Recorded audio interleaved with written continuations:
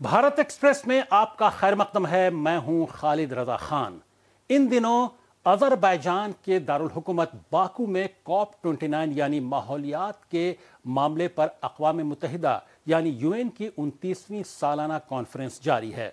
UNFCCC यानी United Nations जो framework है कॉन्फ्रेंस ऑन क्लाइमेट चेंज के तहत 1995 में शुरू हुए कॉन्फ्रेंस ऑफ द पार्टीज यानी COP कॉप की इस सालाना कॉन्फ्रेंस में सरकारें इस बात पर चर्चा करती हैं कि माहौलियात यानी इन्वायरमेंट और क्लाइमेट में जो तब्दीली हो रही है और हिद्दत को रोकने और मुस्तकबिल में इससे निमटने के लिए क्या तैयारियां की जाएं। इस बार ये 29वां कॉन्फ्रेंस यानी COP29 अजरबैजान के दारुल हुकूमत बाकू में 11 नवंबर से 22 नवंबर 2024 तक मुनक़िद हो रहा है। इस कॉन्फ्रेंस में तकरीबन 200 से ज़्यादा मुल्कों के लीडरान शामिल हो सकते हैं। अमरीकी सदर जो बाइडेन और चीन के सदर शी जिनपिंग, भारत के वज़ीर-ए-आज़म नरेंद्र मोदी समेत 13 बड़े मुल्क जो सबसे ज़्यादा कार्बन अखराज के लिए ज़िम्मेदार हैं, इनमें शामिल नहीं हो पा रहे हैं, लेकिन तकरीबन सभी ने अपने नुमाइंदे ज़रूर भेजे हैं। माहौलियात के लिए काम करने वाली तंजीमें, इंसानी हुकूक ग्रुपों, थिंक टैंक, कारोबारी वगैरह हम भी इसमें हिस्सा ले रहे हैं। दुनिया का सुपर पावर होने के नाते अमेरिका के रोल पर सबकी निगाहें टिकी होती हैं। अमेरिकी वज़ारत ख़ारजा की तर्जुमान मार्गरेट मैकलॉड अमेरिकी वज़ारत ख़ारजा के लंदन मीडिया हब से वाबस्ता हैं और वहाँ से वो ख़ास तौर से जनूबी एशिया के मामलात पर नज़र रखती हैं। मार्गरेट इस वक्त हमारे साथ बराह रास्त इस प्रोग्राम में गुफ्तगू के लिए जुड़ी हुई हैं।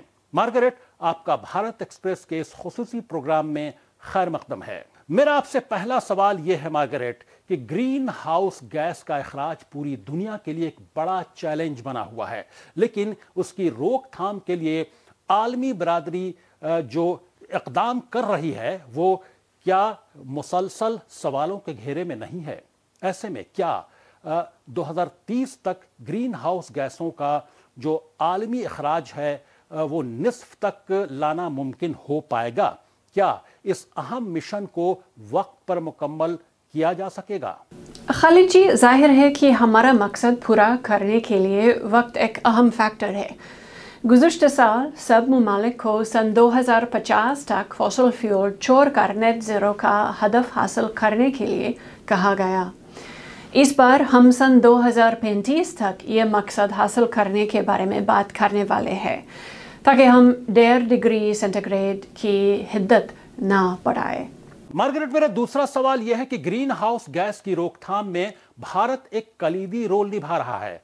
हर साल करोड़ों की तादाद में दरख्त लगाए जा रहे हैं। पीएम मोदी खुद इसको मिशन मोड में आगे बढ़ा रहे हैं। भारत की सरकार भी फॉसिल फ्यूल से आगे निकलकर इलेक्ट्रॉनिक जो व्हीकल है उसको प्रमोट कर रही है और इस पर तरह तरह की सब्सिडी दे रही है। ऐसे में क्या आप ये कह सकती हैं कि भारत इस मामले में एक आइडियल रोल निभा रहा है और उसकी पैरवी की जानी चाहिए? ये अच्छी बात है कि ज़्यादा साफ टेक्नोलॉजी और उनकी फैलाने में सरमायाकारी हो रहा है। ज़रूर फॉसिल फ्यूल का इस्तेमाल कम करना एक अहम कदम है। अमरीकी हुकूमत भी अपनी सरमायाकारी के ज़रिए ऐसे तब्दीली की हौसला अफजाई कर रही है।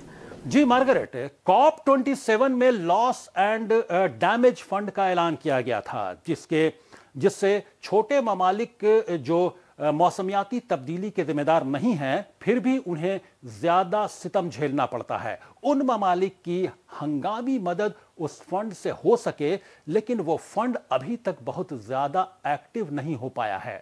यानी COP28 में भी इस पर खूब बात हुई थी। ऐसे में COP29 में इस लॉस एंड डैमेज फंड के बारे में क्या उम्मीद रखी जा सकती है? क्या इसको अहम एजेंडे में जगह मिल सकती है? जैसे हम ग्रीन हाउस गैसों का अखराज कम करने के लिए मेहनत करते हैं, वैसे ही अमरीकी हुकूमत तरक्की पजीर ममालिक के नुकसान टालने में, कम करने में और वापस पाने में मदद करती है। गुज़श्ता साल COP28 का पहले दिन लॉस एंड डैमेज फंड रूबे अव्वल करने का फैसला था और इस साल में फ़ंड का एक एग्जीक्यूटिव डायरेक्टर मुंतखब किया गया और आलमी बैंक की मेज़बानी के समझौते पर दस्तखत हुए। सन 2023 दुबई में अमेरिकी हुकूमत इस फंड के लिए $17 मिलियन का वादा किया और वो वादा हमने पूरा भी किया।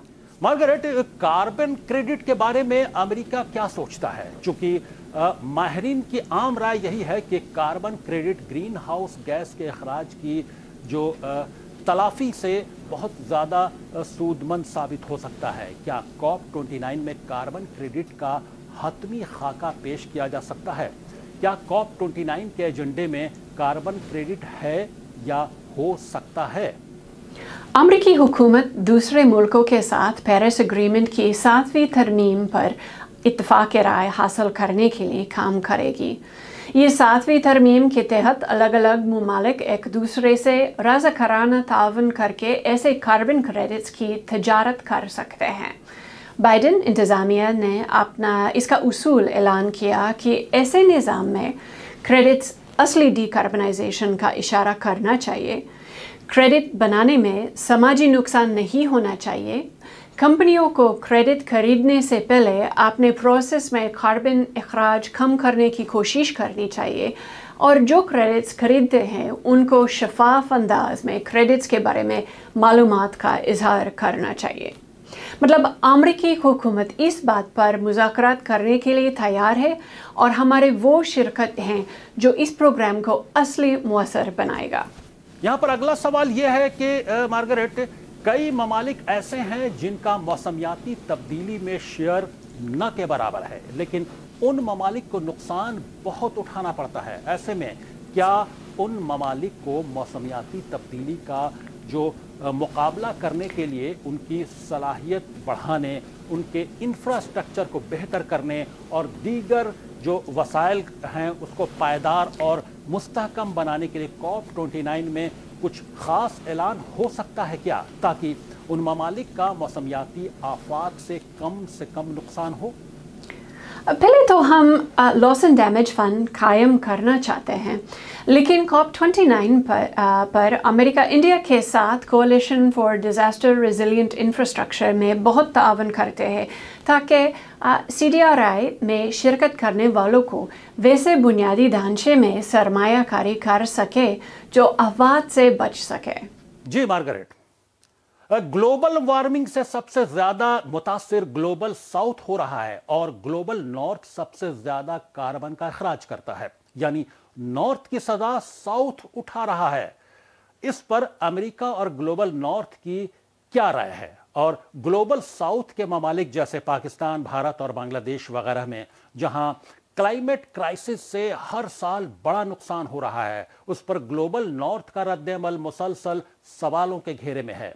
भारत की रियासत हिमाचल प्रदेश, तमिलनाडु, मगरबी बंगाल और उत्तराखंड में आई तबाही और पाकिस्तान के अंदर आए तबाहकुन सैलाब के बाद ग्लोबल नॉर्थ ने जो मदद की वो सबके सामने है। अगर यही सब कुछ ग्लोबल नॉर्थ के किसी मुल्क में हुआ होता तो क्या नॉर्थ के ममालिक उसी तरह से मदद के लिए आगे आते जैसे भारत और पाकिस्तान के साथ जिस रवैये के तहत वो आगे आए थे?